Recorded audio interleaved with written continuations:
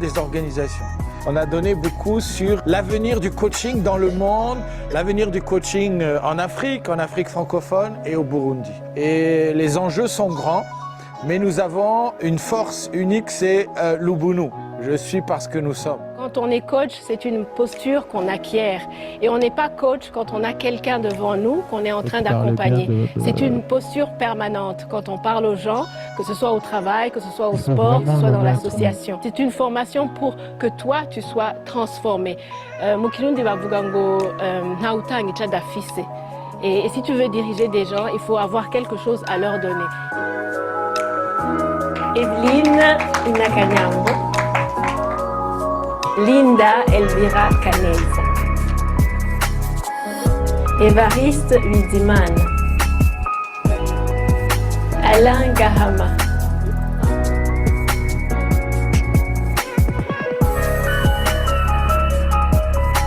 Joris Mungane,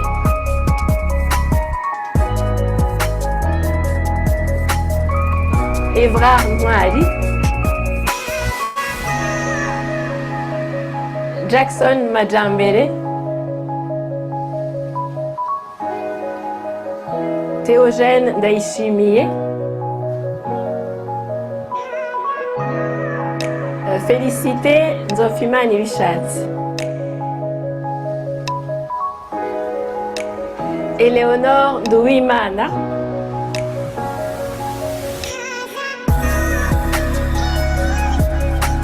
Inès Mbesherubusa, Patrick Noël Mwari,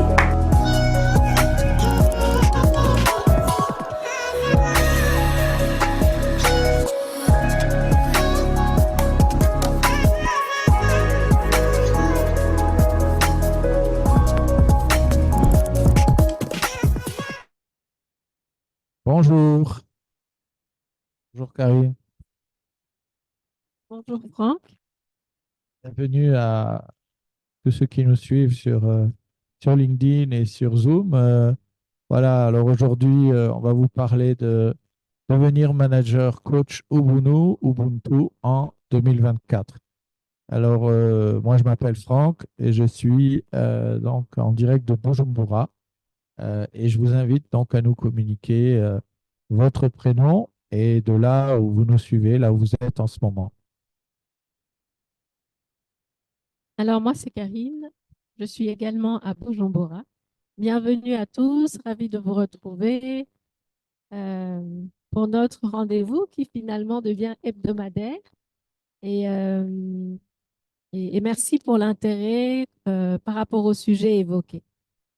Et comme l'a dit Franck, on voudrait bien savoir également d'où vous êtes et d'où vous nous suivez, dans quelle ville, dans quel pays et votre prénom.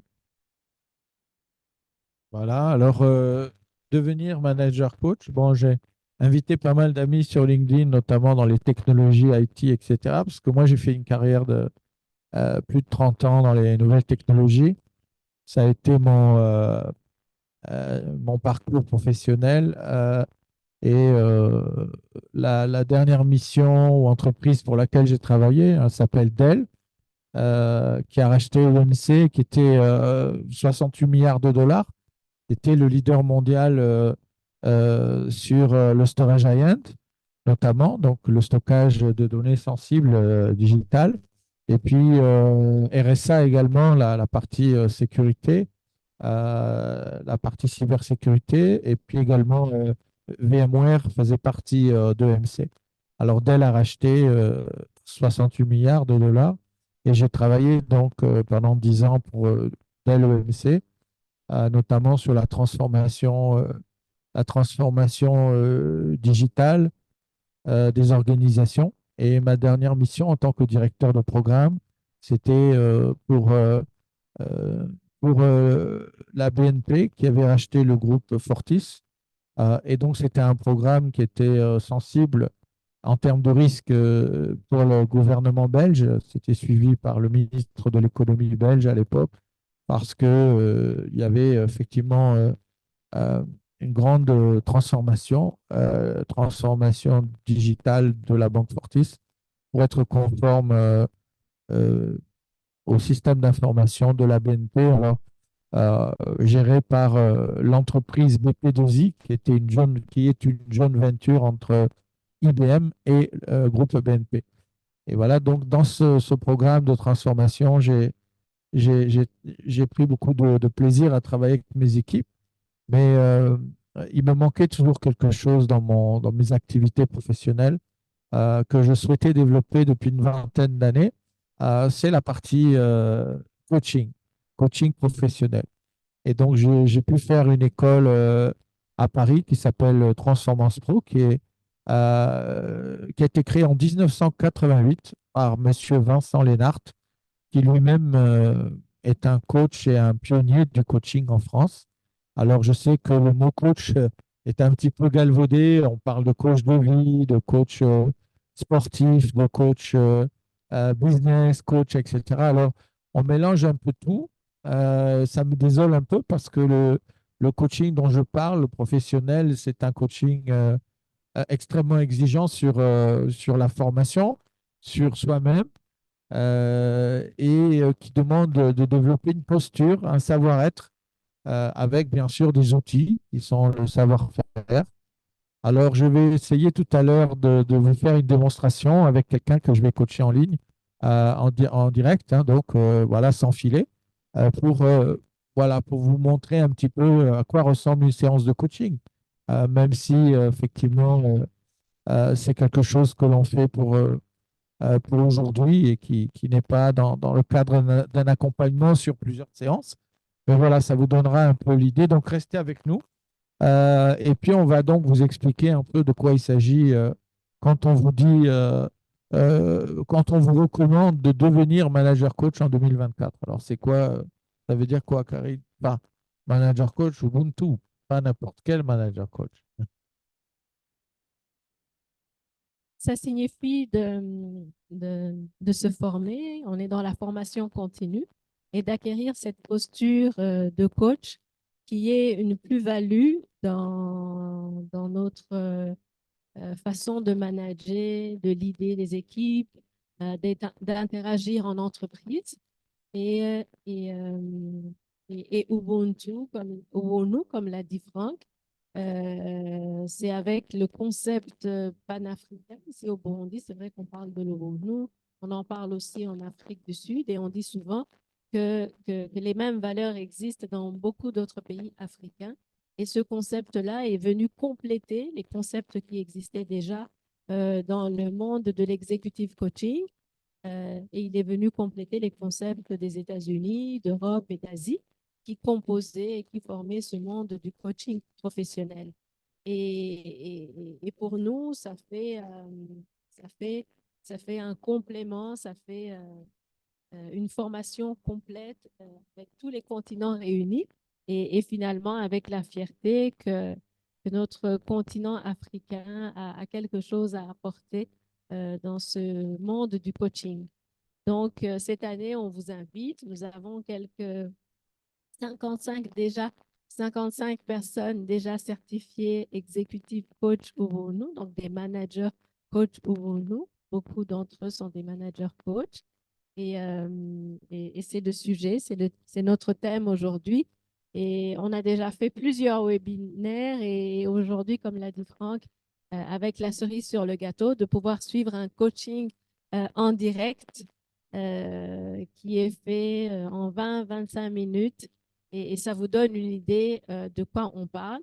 Et, et, et la- et voilà, un peu tous les éléments, ça va vous mettre un tout petit peu le pied à l'étrier de ce qui peut se passer durant les formations. Alors, manager coach. Alors, moi, ça m'inspire, ça me fait penser quand j'étais jeune manager. Donc, en fait, je sais pas, à l'âge de 30 et quelques, 30 ans, j'étais manager. J'avais développé déjà à l'époque un SOC, ce qu'on appelle un SOC aujourd'hui, c'est-à-dire un, un centre de sécurité, de cybersécurité. Et j'avais développé ça à l'époque, donc ça remonte à loin, à maintenant une trentaine d'années, hein. Et en fait, j'avais des équipes, donc des ingénieurs système, des ingénieurs réseau, euh, qui travaillaient dans mon équipe, dans mes équipes. Et puis, on avait mis un système de contrat de continuité d'activité pour nos clients avec qui on intégrait des systèmes d'information. Donc, on intégrait les premiers réseaux avec des systèmes nouvelles network, avec euh, OS2, LAN Server, LAN Manager. LAN Server, c'était IBM, LAN Manager, c'était Microsoft. Il y avait la guerre Microsoft-IBM à l'époque parce que bah, Bill Gates est sorti d'un contrat d'IBM. Hein. On développait un operating system qui s'appelait MS-DOS sur, sur des PC auxquels IBM ne croyait pas trop. IBM, c'était et ça reste le mastodonte des technologies et notamment de l'informatique aux États-Unis. Et ils ont énormément de projets de recherche et développement. Et le PC en était un, simplement un parmi des milliers de sujets de recherche. Et ils ont fait un contrat avec un monsieur qui s'appelait Bill Gates pour développer l'operating system qui allait piloter ce fameux PC. Et c'est là que, effectivement, bien que c'était un operating system buggé, il y avait des tas de difficultés, de problèmes, et il est devenu ce que M. Bill Gates est devenu aujourd'hui. Alors, dans ces équipes-là, je me souviens de mes manquements, en fait, avec le recul en tant que jeune manager. J'avais besoin, en fait, de formation en tant que, surtout en soft skills, comment manager des gens, de l'humain, comment les potentialiser, comment créer une dynamique d'équipe, comment ne pas faire ma grande frustration, moi qui étais un expert réseau et système, un ingénieur système et réseau à la fois, c'est que lorsque je me suis commencé à faire du management, je me suis détaché de la technique et donc j'avais moins de compétences parce que les outils allaient très vite, il y avait des nouvelles versions et ça bougeait tout le temps. Et donc, mes certifications d'ingénieur, etc., dans certains systèmes, elles devenaient obsolètes en 2, 3 ans. Et donc, en étant manager, je perdais le contact avec la technique. Et donc, les équipes que j'avais avaient plus de connaissances sur le système que moi-même à un moment donné. Et c'était une frustration parce que finalement, ce qui a fait ma force et qui m'avait amené comme manager, c'était mon expérience et mon expertise technique. Et pour autant, justement, alors notre PDG, à l'époque, la société pour laquelle j'étais manager, dans laquelle j'étais manager, c'était le numéro 1 français sur l'intégration système d'information.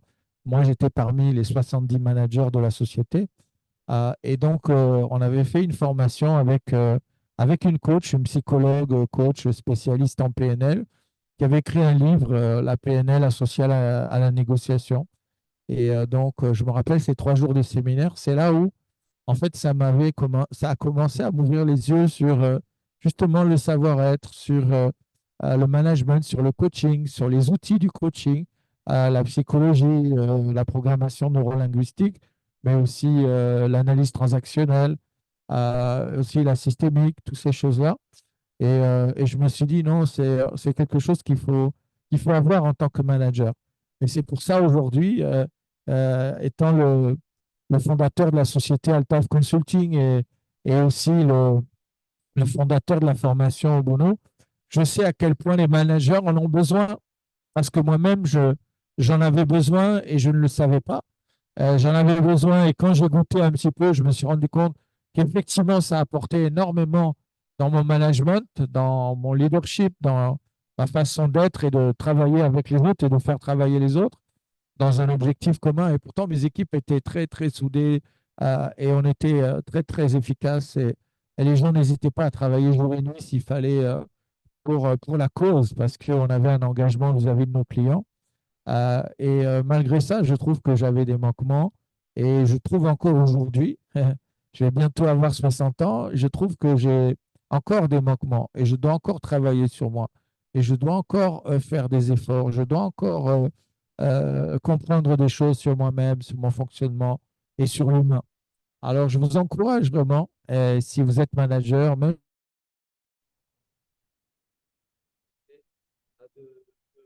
d'investir en vous, de chercher à vous former, Et cette formation qu'on propose, c'est vraiment une formation adaptée au continent africain, francophone, la francophonie en Afrique, et aussi pour les autres, hein, mais on ne va pas exclure les Européens, les Américains, les Canadiens, etc.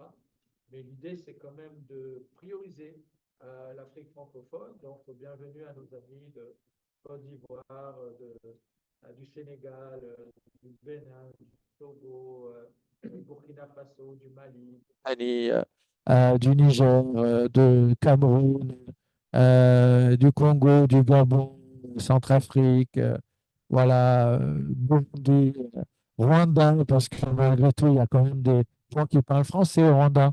Il paraît qu'il y a des réconciliations, enfin, ça, on ne va pas ouvrir la parenthèse là. Mais voilà, donc en fait, tout ça, c'est bienvenu. Hein, Madagascar aussi. Madagascar, l'île de la Réunion, la Somalie, tous les endroits où il y a des francophones. Et puis, vous savez, on a des gens qui suivent les cours depuis les États-Unis. Alors, il y a aussi des gens qui parlent français aux États-Unis, hein. Pas forcément des Américains natifs, mais des gens voilà, qui sont francophones et qui ont fait leurs études ou qui ont travaillé là-bas. Souvent, ils sont bilingues ou trilingues ou plus. Alors voilà, en tout cas, c'est pour vous tous. Et je sais que cette formation, elle est adaptée parce que bah, elle répond déjà aux besoins que moi j'avais à l'époque. Mais en plus de ça, elle est tout à fait actuelle.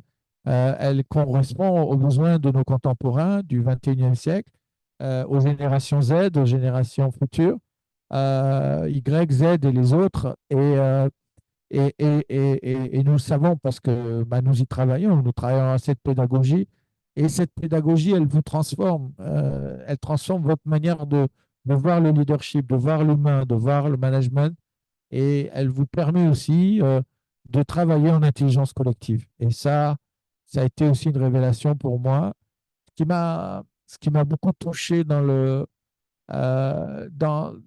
l'Ubuntu et dans ce concept panafricain, c'est parce que la mémoire d'une personne que j'ai dans mon cœur considéré comme un modèle à suivre, dans son comportement, c'était le président Nelson Mandela.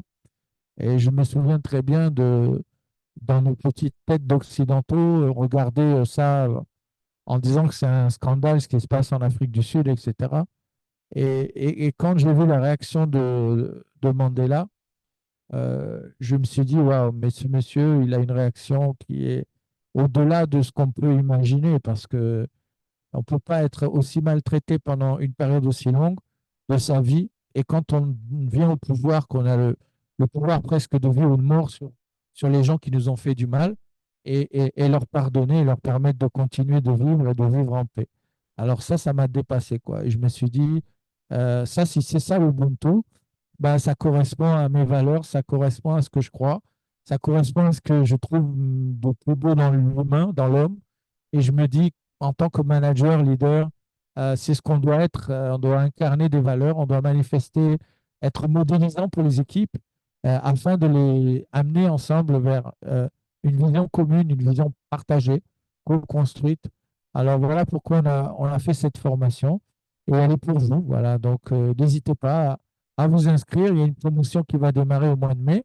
Normalement, on est en train de sourcer et on espère que vous faites partie du voyage avec nous, que vous allez faire partie de la grande famille des exécutifs coach Ubuntu.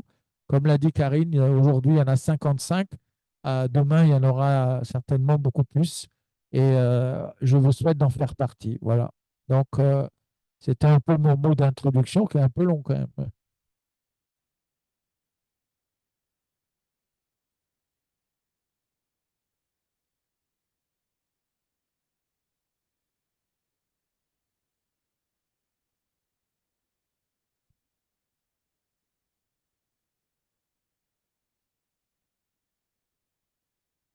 Ouais, il y a des réactions, c'est ça, sur Zoom.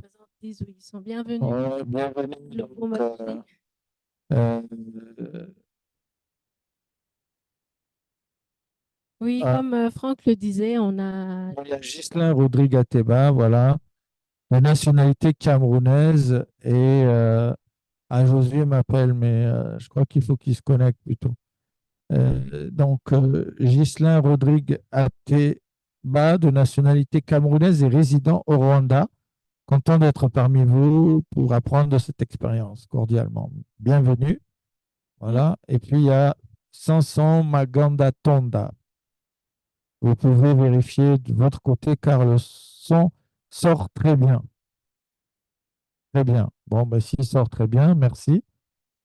Voilà, bienvenue. Alors, Josué, je ne sais pas pourquoi il m'appelle. Josué, c'est la personne qui va être coachée. Donc, Karine, vas-y, je vais essayer de lui envoyer un. Alors, je parlais de la formation qui va débuter, de manager coach.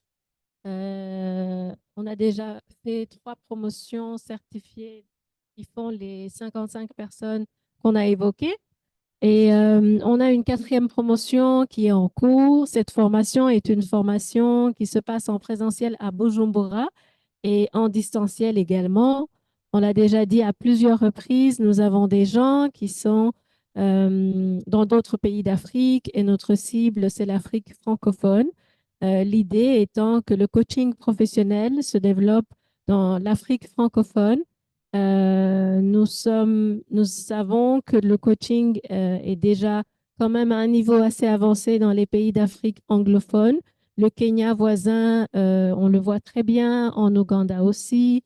Et si on va un peu plus loin, vers le Nigeria, le Ghana et tous les autres, là-bas aussi, il y a le coaching professionnel qui est assez connu.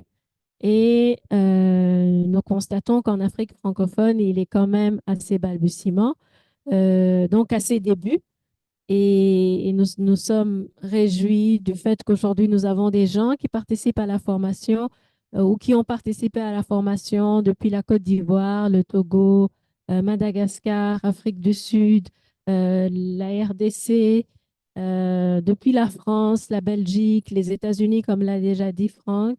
Et en fait, toutes les personnes qui sont francophones, peu importe les pays où ils sont, vous êtes les bienvenus. On reparlera tout à l'heure peut-être des détails concernant la formation. On va bientôt accueillir la personne qui sera coachée en direct. Bien sûr, le coaching, c'est jamais un jeu. Ça sera un sujet professionnel, un sujet réel. C'est pas quelque chose d'imaginer, d'inventer pour vous donner un exemple.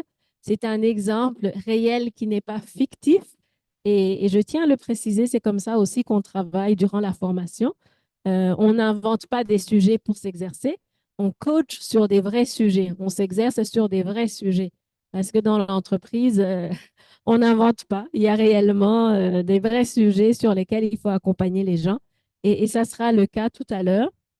Et donc, merci à vous tous qui êtes là. Soyez concentrés, suivez, regardez comment ça se passe, l'écoute, la personne qui s'exprime, les questions qui sont posées, comment la personne est accompagnée. Ça ne sera pas très long, mais ça sera probablement très instructif et on se réjouit pour cela. Et un peu après, on vous partagera des détails sur la formation ou nous en tant que tel, qui est une formation qui a été créée par Franck Pécastin, qui a été créée en Afrique pour l'Afrique et qui reste quand même aux standards internationaux. Franck est membre de l'ICF. Nous, coachs certifiés ou nous sommes en train de rentrer dans l'ICF également. Et on compte aussi le faire pour d'autres fédérations internationales. Donc, Pourquoi pas créer une fédération panafricaine, francophone, de coach professionnel? absolument, oui. C'est aussi probablement une opportunité qui sera devant nous de pouvoir faire aussi une fédération en Afrique francophone, aussi bien que Oui, parce l'MCC. qu'il y a 2 grandes fédérations. Il y a l'OMCC qui est né en Europe, mais qui se répand en Asie, un peu partout dans le monde, et un peu en Afrique, pas encore très présente. Et il y a l'ICF qui est américaine, qui est la première fédération, je pense, de coaching professionnel, qui regroupe à peu près 55 000 coachs professionnels de représenter dans une centaine de pays à peu près. Donc, mais pourquoi pas faire une fédération de coaching panafricaine francophone, du coup aussi, qui fédère un peu tous ces coachs professionnels. Ça ne veut pas dire de ne pas interagir avec l'Europe, avec les États-Unis ou avec l'Asie, au contraire, mais d'avoir aussi sa singularité, de pouvoir aussi peut-être adapter les tarifs aussi, parce que les tarifs, pour adhérer à une fédération internationale, il y a un prix, bien sûr, par an à payer. Donc, c'est vrai que ça peut être une certaine somme pour certaines personnes en Afrique et pas que d'ailleurs, même dans d'autres pays. Mais en tout cas, en Afrique, c'est sûr, les revenus ne sont pas ceux des États-Unis ou de l'Europe. Donc, forcément, il peut y avoir des décalages parfois. Voilà. Oui, en parlant de cela, je voulais faire un peu un comparatif parce qu'on en parle souvent quand on parle des prix de la formation au nous.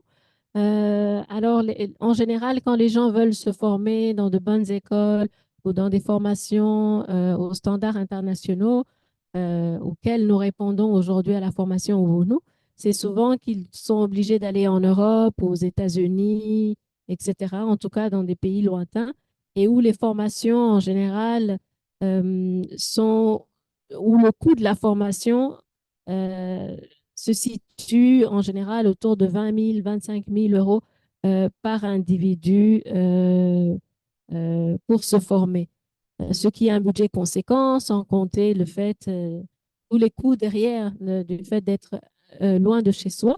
Et cette formation, et vous pouvez la suivre depuis où vous êtes.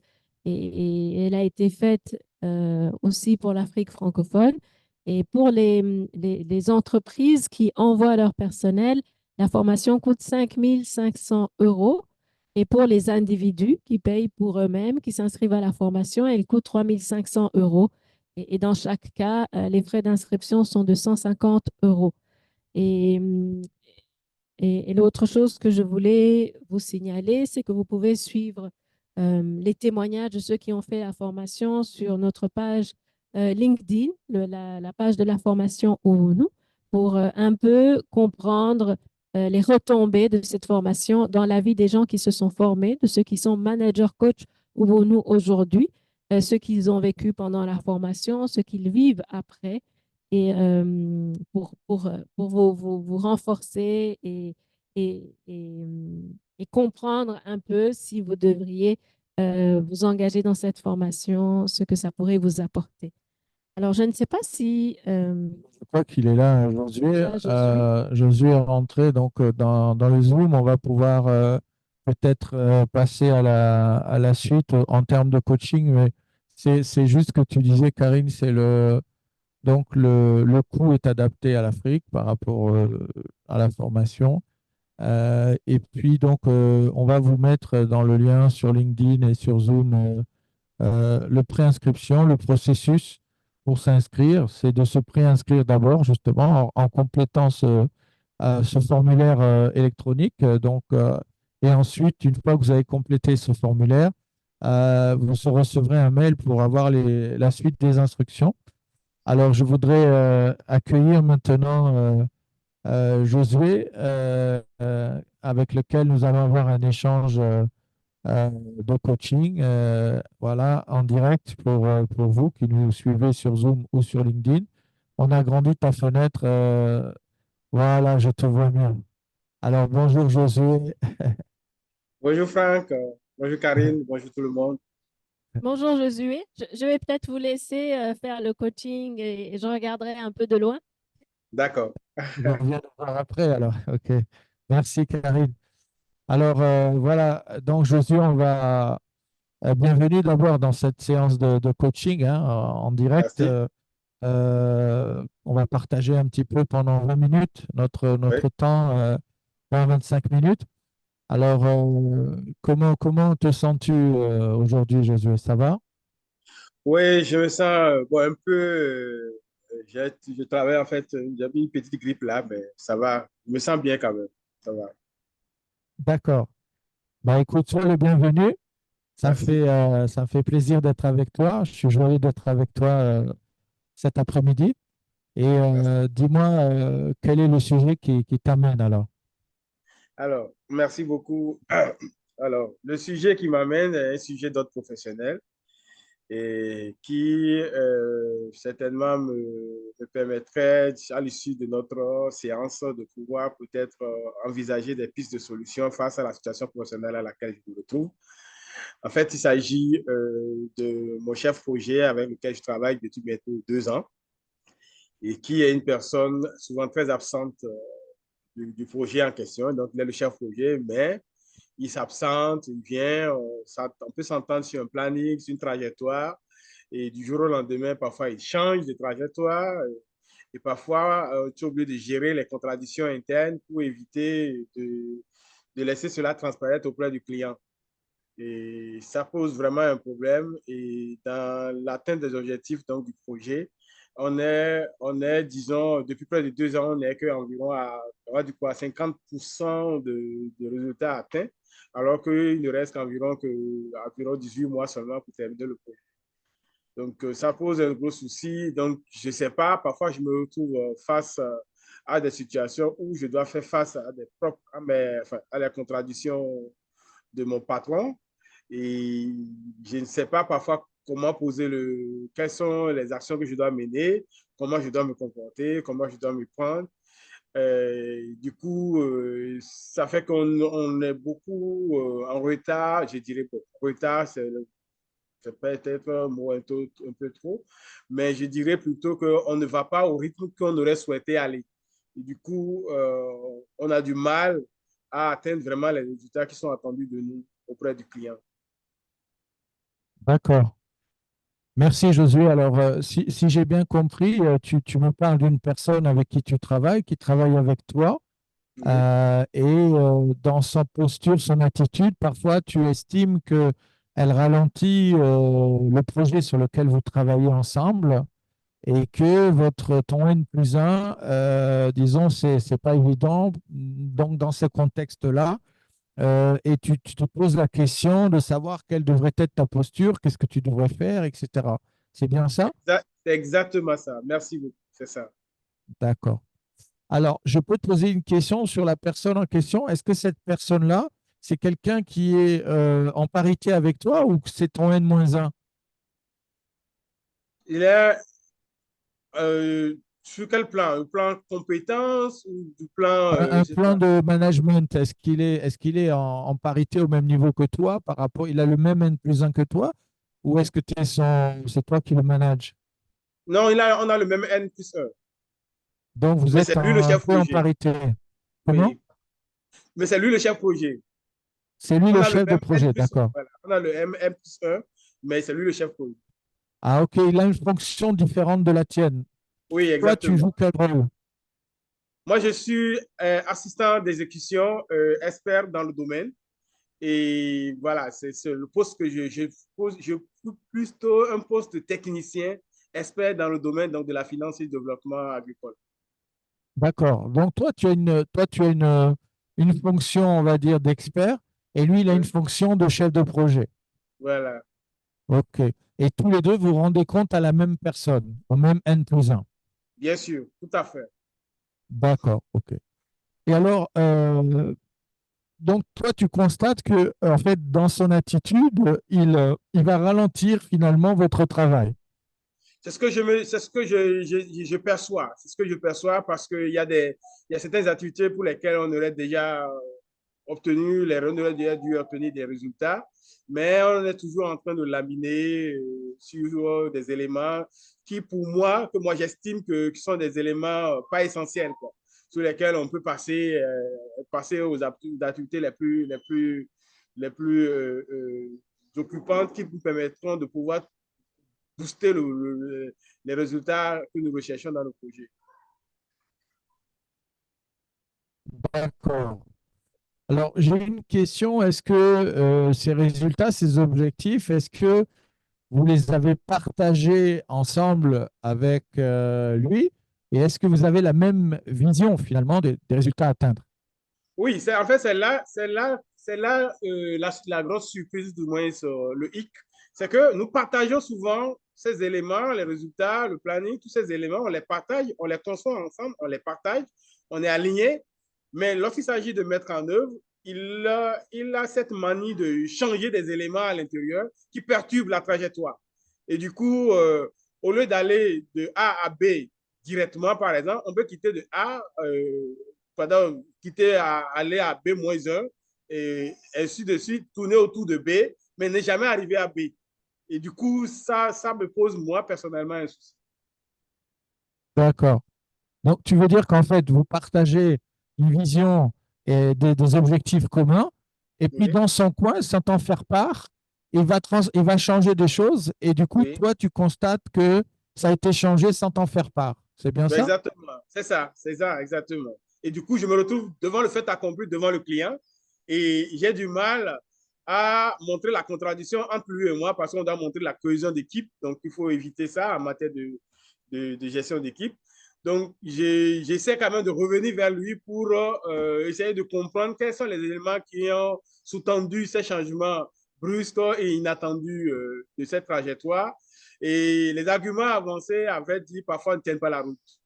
Et c'est lié, en fait, parfois, je me dis que c'est lié à sa propre personne, à sa non-réactivité par rapport à la conception de certains outils, parce qu'il y a des outils qui sont de son ressort, qu'il doit pouvoir élaborer lui-même, mais il ne les fait pas. Peut-être à force de ne pas les avoir réalisés, de ne pas les avoir élaborés, il a du mal à aller sur la trajectoire parce que la trajectoire demandera ces outils-là. Donc, il change juste pour camoufler parfois ce manque d'outils.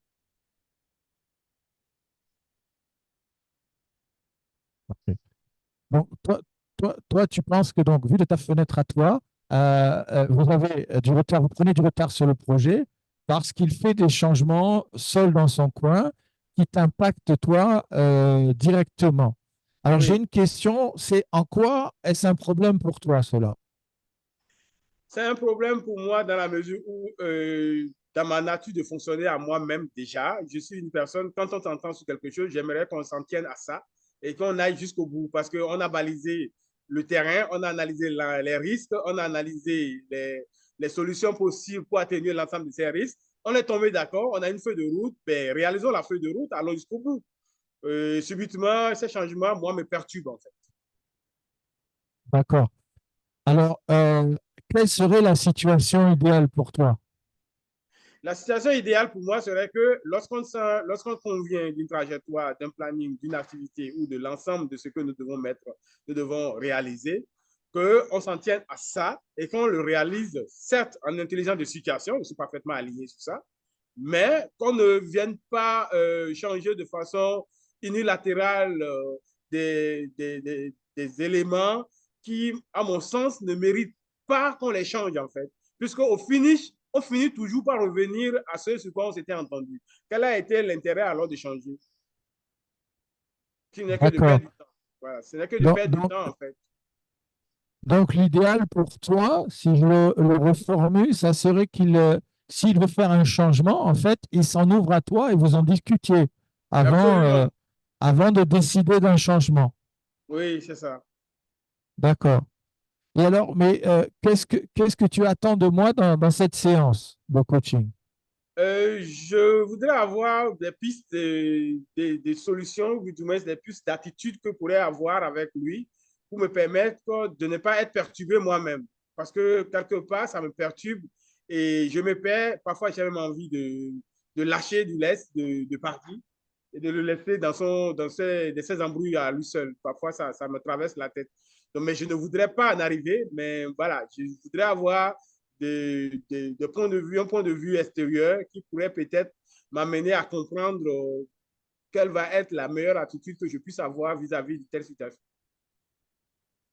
D'accord. Donc, tu voudrais que je te donne éventuellement des idées de posture ou de solutions et que toi, tu m'en proposes aussi et qu'ensemble, qu'on construise finalement cet après-midi, dans les 10 minutes qui nous restent là, une liste de solutions et de postures et que toi, tu repartes avec ça.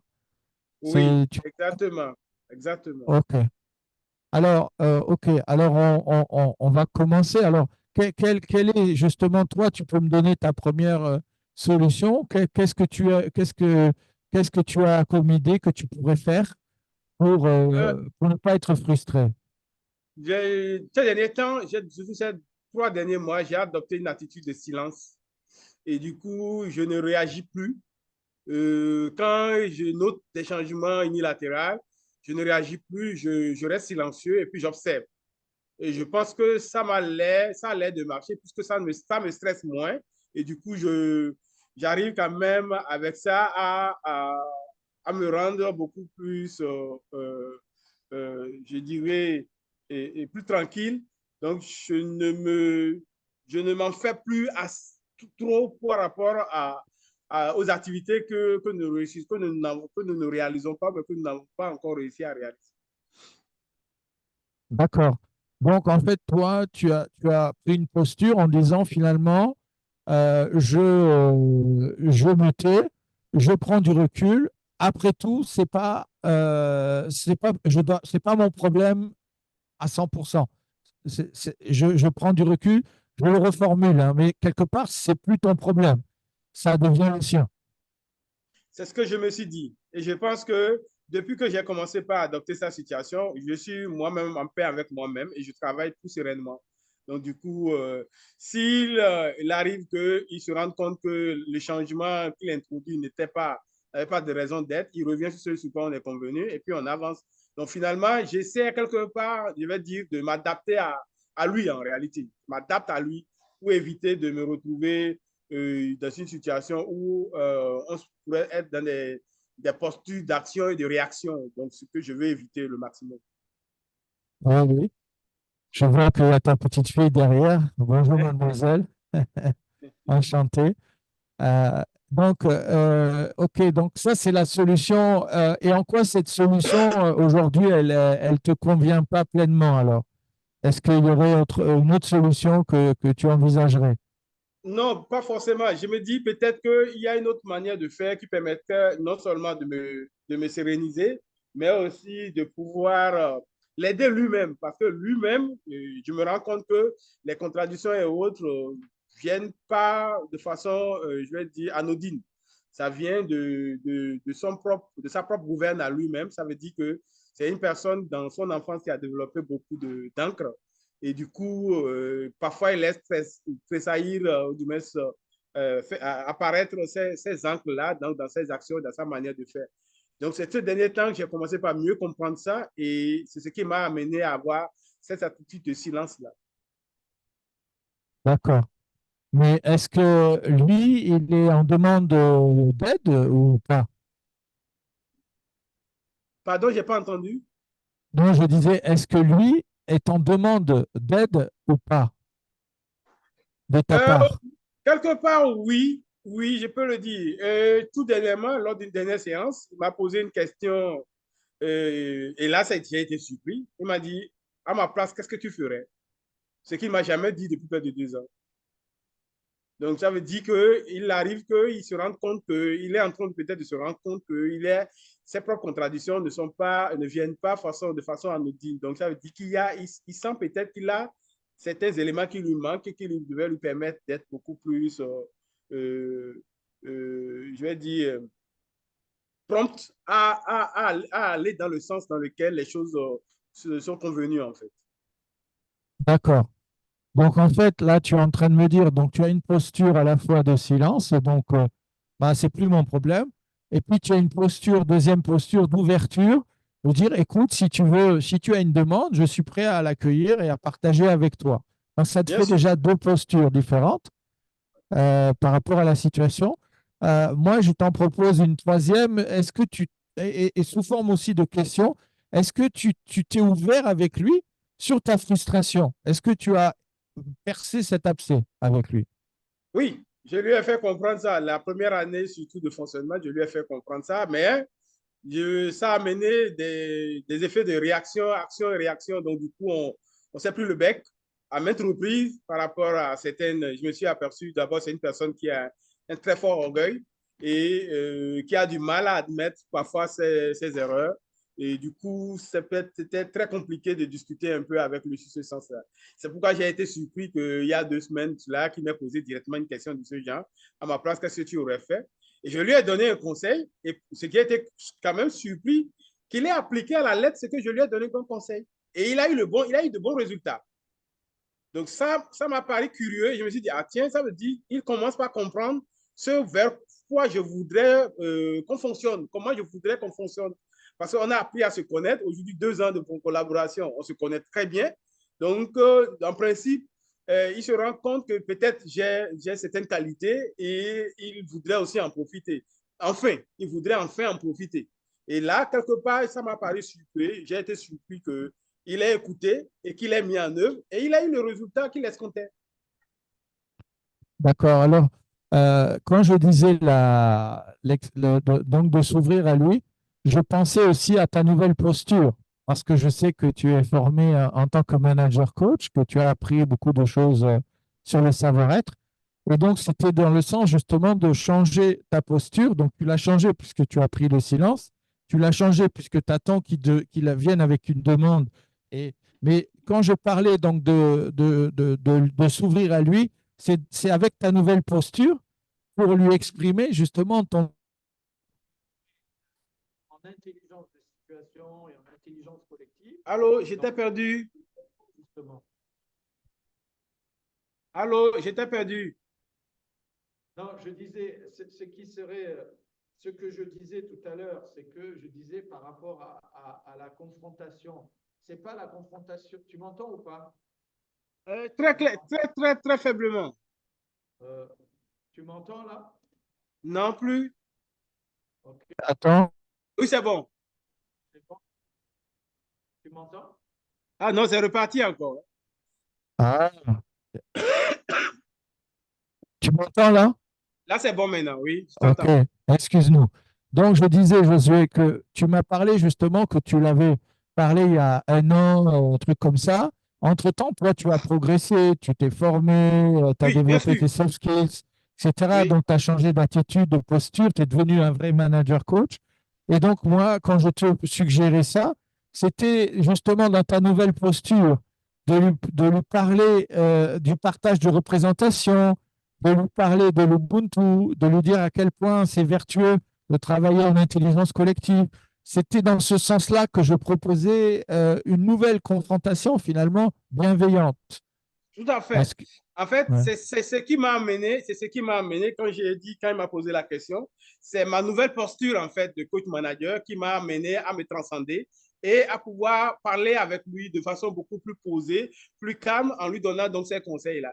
J'avoue que entre-temps, l'Ubuntu est passé par là, il faut le reconnaître, et ça m'a permis moi d'adopter une attitude beaucoup plus conciliante, beaucoup plus, je vais dire, moins réticente, mais plutôt dans la bienveillance. Donc, qui m'a permis de le comprendre, d'aller en profondeur pour comprendre quels peuvent être vraiment des éléments qui sont les éléments, des obstacles auxquels il fait face et qui peuvent être des éléments de blocage et qui l'empêchent parfois d'observer ou du moins d'aller, de comprendre certaines choses qui parfois me paraissent, moi, à mon avis, assez simples.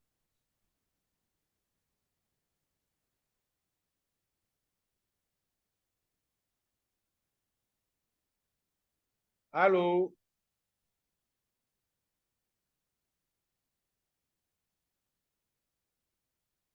Un souci de connexion, je crois. Et la troisième, je propose effectivement de retrouver une confrontation bienveillante. Peut-être, qu'est-ce que tu penses en établissant un cadre dans votre relation? C'est-à-dire en disant, moi, Josué, pour bien travailler avec toi et travailler donc en collaboration intelligente, j'aimerais pouvoir poser un cadre de notre relation. Qu'est-ce que tu penses de cela? C'est une bonne idée. Je pense que je vais noter ça et je pense que c'est dans les jours à venir, je vais essayer de mettre en place ce cadre-là qui m'aiderait. Ça pourrait beaucoup m'aider. Je comprends très bien de quoi il s'agit et je crois que ça peut être un élément assez qui va fluidifier, qui va beaucoup fluidifier nos interactions et permettre de travailler, de collaborer ensemble. Oui, oui. Alors, tu sais bien, en tant que que manager coach qu'on ne peut pas confronter sans cadre. Et le cadre, on doit le construire. Donc, je te propose cette piste supplémentaire de Oui, t'assurer de construire un cadre dans vos relations, un cadre qui vous appartient, un cadre relationnel. Sur la base de ce cadre-là, et toujours, bien sûr, une confrontation bienveillante, constructive, pour, euh, pour améliorer nos performances collectives. Est-ce j'ai que ça te noté. convient? Oui, très bien, ça me convient très bien. Ça m'aide beaucoup. Voilà. Donc, on arrive au bout de notre séance de coaching. Alors, avec quoi tu repars, Josué, de cette séance de cet Je, après-midi? je repars avec trois éléments. Le premier élément, c'est que je m'aperçois que mon attitude de silence et en même temps de, d'ouverture est quelque chose que je devrais mieux approfondir pour pouvoir aller pour aider mon M+1 à être dans, je vais dire, à réussir la collaboration avec lui. Le deuxième élément sur lequel je pars, c'est cette nécessité de faire, de mettre en place un cadre de collaboration, un cadre d'ouverture aussi qui nous permettrait donc de mieux aborder les éléments avec lui pour nous assurer que les éléments, enfin, tout ce sur quoi on pourrait travailler doit être des éléments qui nous permettraient, comme tu l'as dit, dans la bienveillance, de pouvoir confronter nos idées et comprendre qu'on a intérêt à tous rester unis pour pouvoir avancer ensemble. Et le troisième élément, ça va voir, c'est que je dois pouvoir, en tant que expert peut-être de mon domaine, pouvoir moi-même savoir m'appuyer sur, ne pas laisser aussi mes propres encres et autres parfois prendre le pas pour éviter que je sois surmené ou du moins stressé, pas seulement du fait de mon M+1, mais de mon prophète moi-même. Donc voilà les trois éléments, je crois, que j'ai pu noter, que je repars avec et je pense qu'il m'aiderait beaucoup dans les jours à venir. Bien, merci beaucoup, Josué. Notre séance de coaching prend fin de cet après-midi. Merci beaucoup. Karine revient parmi nous. Merci. Voilà, Karine. Donc, je ne sais pas si on te laisse la main. Merci, Josué. Bon après-midi et puis à très vite. On reste en contact. D'accord. Merci Merci. beaucoup. Oui. Merci. Merci beaucoup, Josué. Merci, Franck, pour Bye bye. ce Bye bye. coaching que tu as conduit.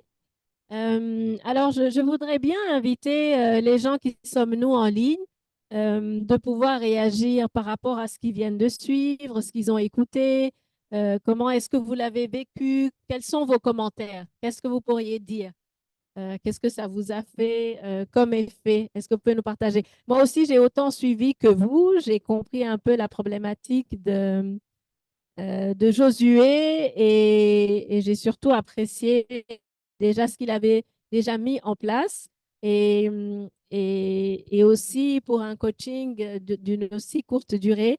euh, Ce que j'ai perçu, c'est que Franck, qui le coachait, a très rapidement perçu quelle était la problématique. Des fois, ça peut prendre long, hein, on peut un peu ramer, mais là, ça a été vraiment clair, limpide et celui qui était coaché a bien confirmé. C'est comme si le coach a pu exprimer avec ses paroles ce que lui, il portait, qu'il n'arrivait pas à exprimer correctement. C'est ça aussi l'expertise du coach, de pouvoir faire émerger la demande. Voilà. Alors, on serait C'est la reformulation, comme tu dis, beaucoup de reformulation. Et ça, c'est un outil très important pour le coaching individuel, que ça permet soi-même d'être sûr. en tant que coach, de bien saisir en fait ce que t'exprime le coaché.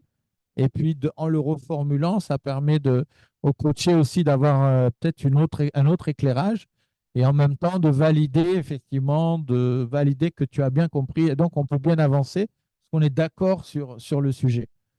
Et ça, c'est très important. C'est un des outils très importants au coaching individuel de savoir reformuler pour son client, pour son coaché. Oui, encore une fois, ce qu'il vient de dire, ça confirme la posture du coach. Il ne vient pas comme un sachant, comme un expert, comme un consultant. Il n'était pas là pour lui dire on va faire ceci. C'est pour ça que la reformulation permet à celui qui est coaché de confirmer que moi, en tant que coach, que Franck, en tant que coach, a bien compris la demande et qu'elle est juste et que le coaché est d'accord d'aller de l'avant parce que c'est lui qui est accompagné. Donc, le coach est un peu en arrière et accompagne son coaché. Donc, encore une fois, le fait de reformuler, d'être validé par le coaché montre bien que le coach n'est pas un consultant. Il ne vient pas donner de leçons et dire on va faire comme ci, comme ça. Je ne sais pas si vous avez pu le percevoir.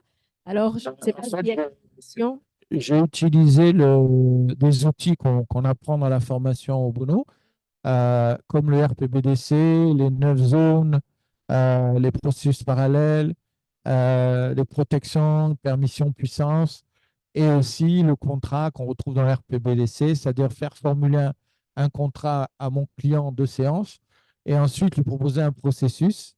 Hein. Donc le contrat, c'est une demande, il y a un contenu et il y a un processus. Donc le contenu, c'était j'aimerais bien réfléchir sur des postures et des positions à avoir avec cette personne-là. Euh, et puis, le processus, c'était, ben, on va échanger, on va co-construire des solutions. Et Josué est parti avec 4 pistes, 4 postures différentes, certaines qu'il avait déjà adoptées, qu'il a proposées lui-même, et certaines que je lui ai proposées, qu'il a intégrées et qu'il va pratiquer. Voilà. Donc, ce qui est important dans un flash coaching comme ça, c'est effectivement dérouler, nous, ce qu'on appelle le RPBDC pour réel, problème, besoin, demande et contrat, RPBDC.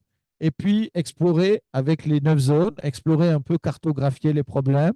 Alors, en 20 minutes, on ne peut pas répondre à toutes les questions et cartographier tout, hein, parce que c'est 20 minutes de coaching. Il y avait Marius Zerbi qui posait une question à Josué, mais c'était effectivement sur sur l'exploration. On va dire, nous, c'est l'exploration des 9 zones. Il posait la question, c'est quel est le point de vue du N+1? Alors, j'aurais pu la poser, effectivement. Mario, j'aurais pu la poser, mais j'ai fait un choix stratégique de ne pas explorer trop longtemps, cartographier, mais plutôt d'aller au cœur de ce que demandait finalement Josué aujourd'hui, ici et maintenant, plutôt que d'aller explorer, parce qu'en 20 minutes, c'est difficile d'explorer vraiment l'ensemble, de cartographier l'ensemble des problématiques que peut rencontrer Josué dans son travail. Et Marius dit bravo, ce fut un bel entretien. Le coaché est reparti avec des actions à entreprendre et c'est le plus important au sortir d'une séance. Oui. Merci Marius, vous êtes vous-même coach alors, j'imagine. Dites-nous qui vous êtes, ça nous intéresse. Bienvenue en tout cas à vous Marius, Nicole, Olivier et Camille. Voilà, vous êtes sur le Zoom. Et puis tous ceux qui sont sur LinkedIn aussi, n'hésitez pas à faire vos remarques, etc. Et Karine, je te laisse continuer à voir avec ton regard extérieur. Bon, et tu peux me poser aussi des questions hein, si tu veux, si tu n'as pas compris des choses ou si tu veux Non, potentialiser. comment tu t'es senti durant ce coaching? Comment tu l'as vécu? Ah, ben moi, j'étais très confortable, à part un peu la distance, parce que Ah, d'habitude, quand on coach en ligne, on est un peu plus près de l'ordinateur, mhm, et puis il y a quelques bruits extérieurs. mhm. Mais sinon, j'étais concentré sur Josué, sur sa problématique, sur ce qu'il souhaitait avancer, là où il souhaitait avancer. Et quelle est l'émotion que tu as sentie la plus grande chez ton coaché? Bah, il y avait 2 émotions. Il y avait une émotion d'espérance, de joie. Mhm, Il avait envie de désir, de joie, d'espérance, de faire quelque chose de positif. mhm. Et un moment un peu aussi de frustration. Ouais, Ouais. un peu de frustration, de dérangement, d'inconfort. Voilà. C'était D'accord. un peu les deux quand même. L'inconfort, c'était plus par rapport à la situation. Mais la joie, c'était aussi parce qu'il y avait une espérance Dans en sa lui demande. pour dire je vais m'en sortir.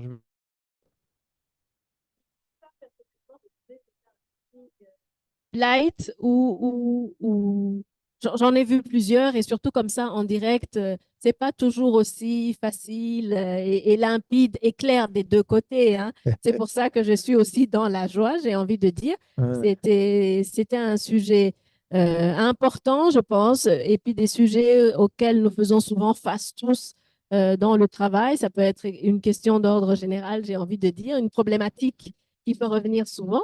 Et de la manière dont elle a été traitée, c'était accessible et c'était, comment est-ce qu'on dit? C'était transparent et clair dans les expressions, autant du coach que du coaché. En tout cas, merci beaucoup pour ce coaching. Ouais. Et puis, Par contre, en quoi est-ce vertueux, finalement, on pourrait dire, conclure un peu oui, pour nos, les gens qui nous suivent, c'est en fait en quoi est-ce vertueux, finalement, d'avoir une posture de manager coach?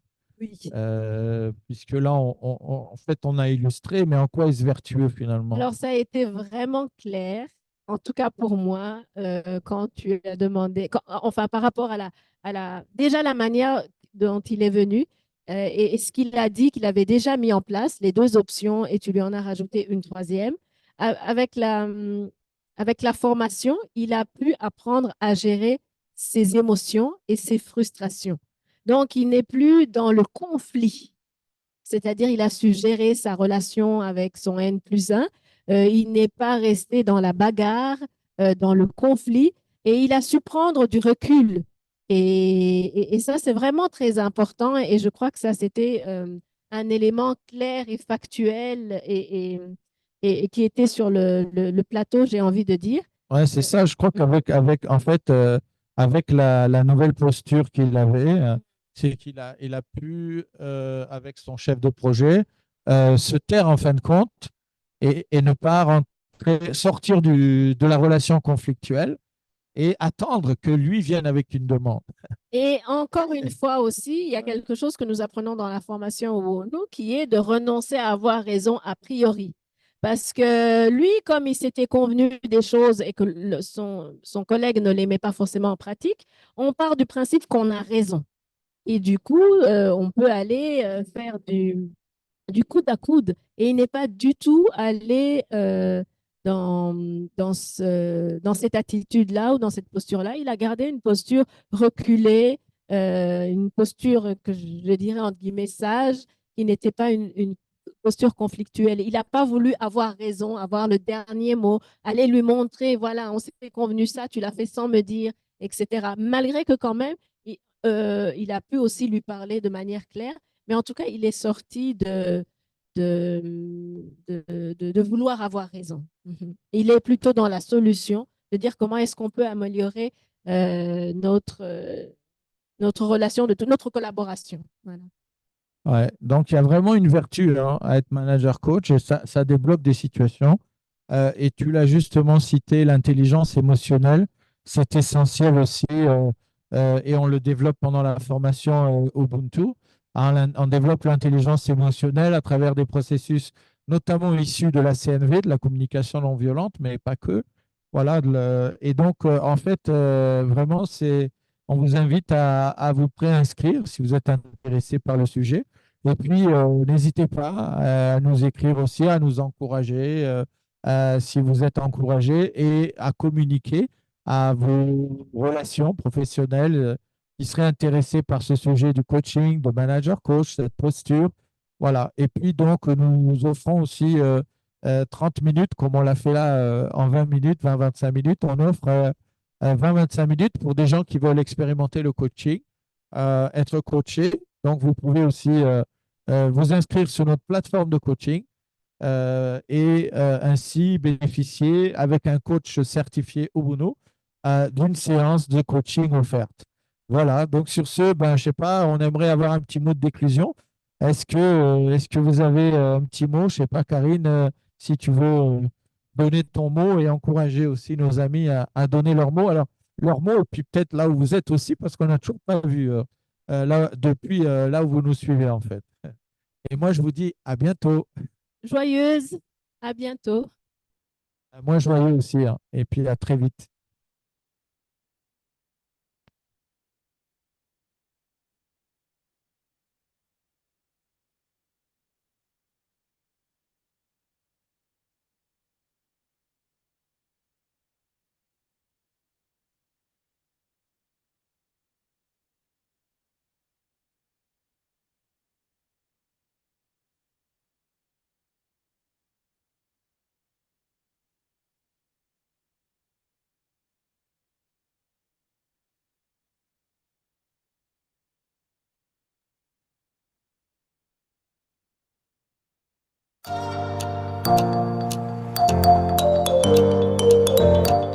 Bonsoir, chers invités. Moi, je m'appelle Alain Gahama. Ce qui est très important, c'est la transformation qu'on fait dans ce parcours. On commence un peu timide, mais on finit en famille. On commence avec la certitude qu'on connaît trop de choses. On finit avec un peu plus d'intérêt et savoir qu'on ne connaît presque rien, qu'il faut tout apprendre de nouveau. Parce que les aspects purement techniques, finalement, ça donne à l'humain un autre visage qui n'est pas l'humain. Ça donne à l'humain la fierté qui ne lui rend pas humain. Donc cette formation, ça transforme.